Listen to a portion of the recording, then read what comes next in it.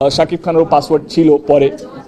Honestly speaking তখন আমি জানতাম না কি আমার ছবিটা বাংলাদেশেও রিলিজ হবে। এটা আমাদের সৌভাগ্যের ব্যাপার কি আমাদের ছবিটা বাংলাদেশে রিলিজ হচ্ছে। বাট এখানে it's a coincident and I am really honoured কে শাকিবের ছবিটা খুব ভালো চলেছে।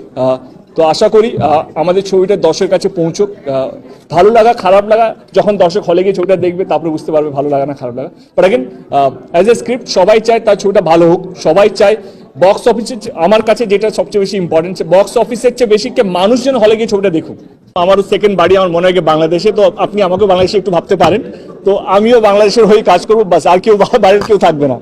যখন বাহুবলী দেখি আমার কোথাও যেন কষ্ট হয় আমরা কেন বানাতে পারি না, এবং যখন আমরা অন্য ভাষার ছবিগুলো দেখি তারা কি সুন্দরভাবে কন্টেন্ট নিয়ে কনসেপ্ট নিয়ে ছবি বানাচ্ছে, আমরা অনেকটাই পিছিয়ে আছি।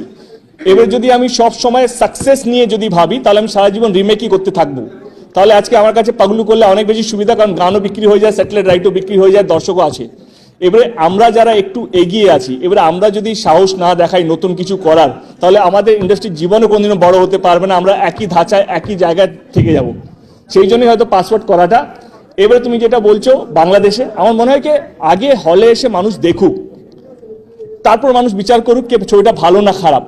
আরেকটা জিনিস, আমি আমার ছবি ভালো, আমার অনেক ছবি যেটা আমার মনে হয়েছে ভালো হয়নি সেগুলো বক্স অফিসে বাম্পার করে বেরিয়ে গেছে। এবার এরকম হয়েছে যেটা সবচেয়ে ভালো ছবি আমার মনে হয়েছিল সেটা হয়তো অতটা ভালো হয়নি এবং ভালো হয়েছে। এবারে সব ছবি বিচার যদি বক্স অফিস নিয়ে হয়, জীবনে কেউ আগে বাড়তে পারবে না। কেন এত তাড়াতাড়ি? সবে তো এলাম, সবে তো অ্যানাউন্স করলাম, কেন কেন আমার ভিসাটাও ক্যান্সেল করে দিতে চাইছো? জটিল প্রশ্ন।